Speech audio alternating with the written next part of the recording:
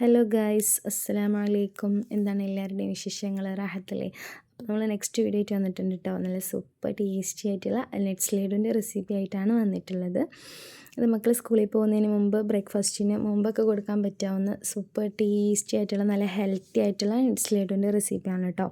അപ്പോൾ എൻ്റെ ചാനൽ ആദ്യമായിട്ട് കാണണമെന്നുണ്ടെങ്കിൽ പ്ലീസ് ഒന്ന് സബ്സ്ക്രൈബ് ചെയ്ത് ആ ബെൽ ബട്ടൺ ഒന്ന് ഇനേബിൾ ചെയ്യണം കേട്ടോ. അപ്പോൾ നമുക്ക് വീഡിയോയിലോട്ട് പോവാം.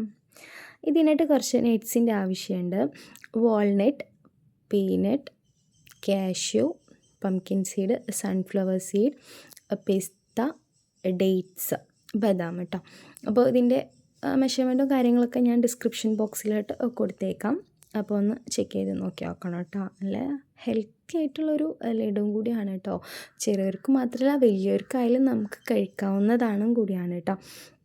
അപ്പോൾ ഡേറ്റ്സിൻ്റെ സീഡൊക്കെ കളഞ്ഞ് ഫ്രഷാക്കി എടുത്ത് വെച്ചിട്ടുണ്ട് കേട്ടോ. അപ്പോൾ നമ്മളൊരു പാന് വെച്ചിട്ട് എന്ത് ചെയ്യാം, നട്ട്സ് എല്ലാം ഇട്ട് കൊടുത്തതിന് ശേഷം 2 ടേബിൾ സ്പൂൺ ഗീ ആഡ് ചെയ്ത് കൊടുക്കാം കേട്ടോ. നമ്മളുടെ ഫ്രഷ് ഗീ ഉണ്ടല്ലോ, ഗീ ആഡ് ചെയ്ത് കൊടുത്തിട്ട് എന്ത് ചെയ്യാം, നല്ലപോലെ റോസ്റ്റ് ചെയ്തെടുക്കാം.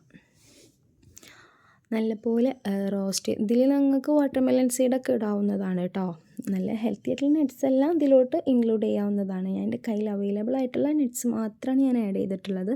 അപ്പോൾ നല്ലപോലെ റോസ്റ്റ് ആയതിന് ശേഷം എന്ത് ചെയ്യുക, അതേ പാനിൽ തന്നെ നമ്മൾ ഡേറ്റ്സ്, കുരു കളഞ്ഞിട്ടുള്ള ഡേറ്റ്സ് ഇതിലോട്ട് ആഡ് ചെയ്തിട്ട് നല്ലപോലെ ഒരു 2 മിനിറ്റ്സ് ഒന്ന് സോട്ട് ചെയ്തെടുത്തതിന് ശേഷം എന്ത് ചെയ്യാം, നമ്മൾ നട്ട്സ് മാറ്റി വെച്ചത് നമുക്കൊന്ന് പൊടിച്ചെടുക്കാം. ഫൈനായിട്ട് പൊടിച്ചെടുക്കേണ്ട ആവശ്യമൊന്നുമില്ല, ജസ്റ്റ് ഒന്ന് തെരിയാവുന്ന രീതിയിലുള്ള ഒന്ന് പൊടിച്ചെടുത്താൽ മതി.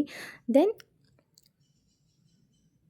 ഡേറ്റ്സും കൂടി നമുക്ക് എന്ത് ചെയ്യാം, നല്ലപോലെ ഒരു പേസ്റ്റ് പരുവത്തിലാക്കി എടുത്തിട്ട് ഇതിലോട്ട് ആഡ് ചെയ്തിട്ട് എന്ത് ചെയ്യാം, നല്ലപോലെ മിക്സ് ചെയ്ത് കുഴച്ചെടുക്കാം.